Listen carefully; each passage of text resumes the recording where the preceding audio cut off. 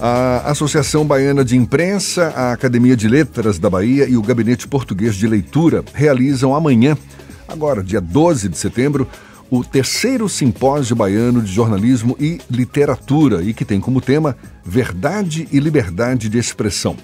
O encontro gratuito é aberto ao público com foco nos profissionais e estudantes das áreas de comunicação, letras, tecnologia e todos os interessados em debater sobre a importância do fortalecimento da democracia.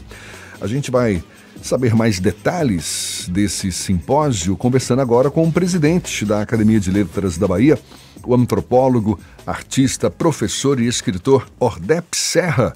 Conosco aqui, um prazer recebê-lo, Ordep. Seja sempre bem-vindo, bom dia. Bom dia, é sempre um prazer estar aqui com vocês também, então, uma alegria. E principalmente quando a gente tem uma notícia tão boa, não é? Como essa da realização do simpósio, que consolida uma relação muito positiva e oportuna entre a Academia de Letras da Bahia e a Associação Baiana de Imprensa. Nós estamos já no terceiro simpósio. E estou vendo aqui o tema Verdade e Liberdade de Expressão, que é algo extremamente relevante numa época de proliferação de fake news.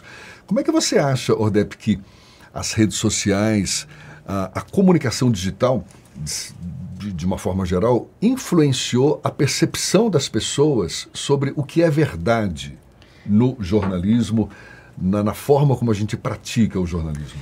Eu começo pela observação de que a liberdade de expressão tem sido caluniada, tem sido transformada numa outra coisa que não tem nada a ver com a liberdade de expressão, que é uma alegação de um direito à injúria, à calúnia, à invencionice e à mentira. Isso não é liberdade de expressão. Liberdade de expressão é uma garantia de todos aqueles que querem colocar seus pontos de vista, suas perspectivas, e com a intenção de veracidade. Se não houver essa intenção de veracidade, então não se trata de liberdade de expressão. Nós hoje estamos na época do negacionismo, né? Que é tão perigoso, mata gente. Nós já tivemos uma verdadeira chacina promovida, no caso da pandemia, pelo negacionismo. E o negacionismo e o obscurantismo, eles trazem consigo uma carga de violência e principalmente violência contra a democracia. Então, a Academia de Letras da Bahia e a Associação Baiana de Imprensa, que estão trabalhando juntas, né, nesse simpósio, tem colocado muita ênfase na questão de associar a liberdade de expressão com a preocupação da verdade e da defesa da democracia. Extirpar essa calúnia que se fez contra a liberdade de expressão. O que Elon Musk faz não é liberdade de expressão. O que os fascistas estão fazendo no mundo, e em particular no Brasil, não é liberdade de expressão. É uma tentativa de se autorizar a fazer qualquer afirmativa, mesmo que seja injuriosa, caluniosa, absolutamente falsa. Isso danifica, prejudica muito os escritores, não é? Prejudica muito os jornalistas.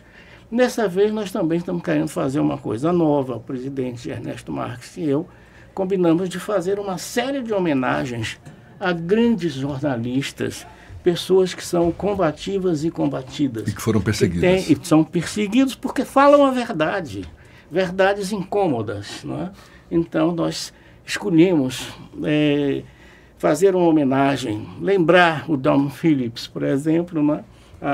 Queríamos a presença da sua viúva, a senhora Alessandra Sampaio, que é uma baiana ilustre, uma pessoa maravilhosa.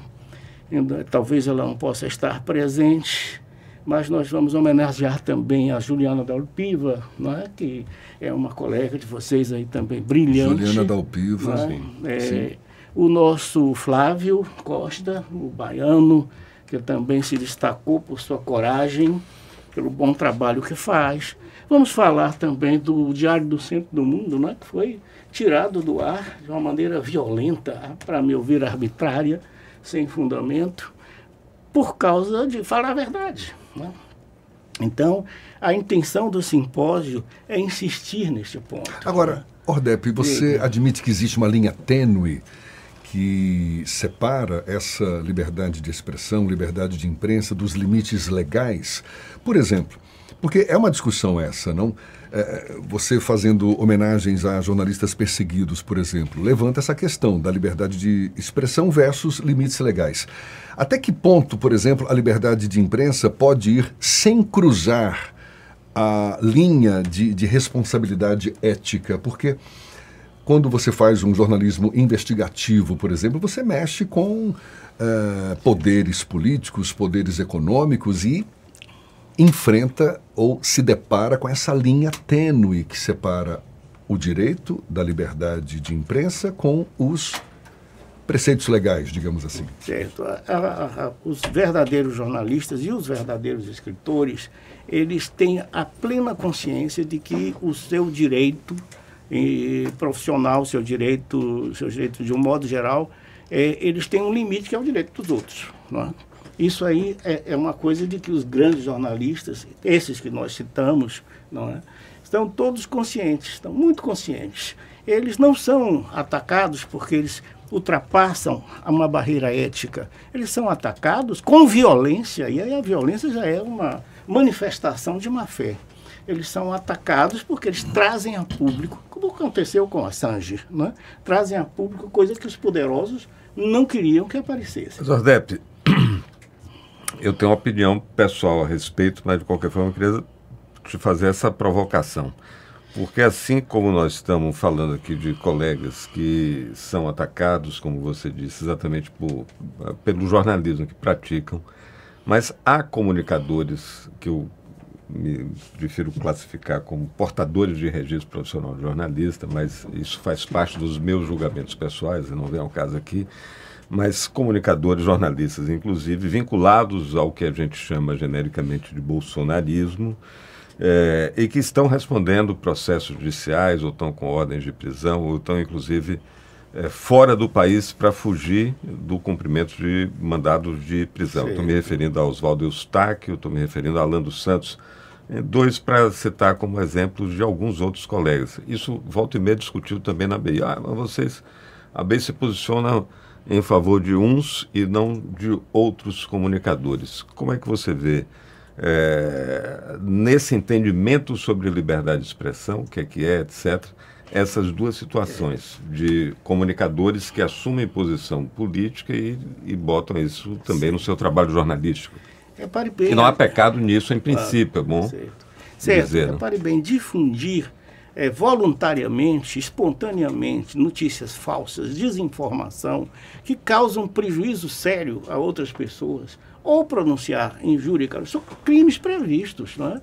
Na legislação brasileira. Não é? Os bons jornalistas perseguidos não são perseguidos por isso, porque eles não fazem isso. Não é? Eles são perseguidos pelo contrário, não é? Justamente pelo contrário. Os seus perseguidores é que são violentos. São tremendamente violentos. Então, é uma distinção que é necessária. Claro que existem maus jornalistas e bons jornalistas. É uma oposição que a gente faz, não é? E como existem bons escritores e escritores também que não têm escrúpulo, isso é a pura verdade. Não é? Eu costumo dizer com relação aos escritores, eu estou mais no meu campo, que a ficção não tem nada a ver com mentira. A ficção faz experiência ideal em busca da verdade. Eu imagino uma situação que pode ser esclarecedora, entende? O verdadeiro ficcionista não é mentiroso. A gente diz logo que está fazendo ficção. Não é? Já começa dizendo a verdade. Eu começo um romance e escrevo lá na capa. Isso é um romance. Eu escrevo um poema, é um poema. Eu não estou querendo passar isso por realidade. Não é jornalismo. Exato. Não é jornalismo, não é reportagem, não é um documentário. Eu estou fazendo ficção.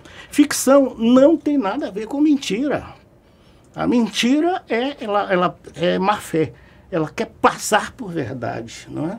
Então, pessoas como esses que você citou, meu caro presidente Ernesto, o Alan Santos, etc., que se consideram liberados para injuriar e caluniar, e para ser violentos.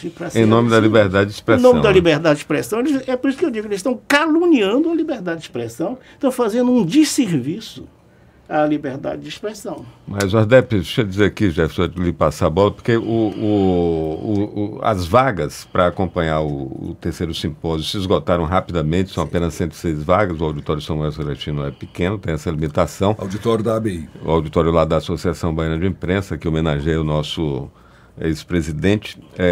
Agora, a gente escolheu não fazer transmissão ao vivo, não é isso? Os organizadores escolheram privilegiar o contato direto e tal dos painelistas com as pessoas da plateia, etc.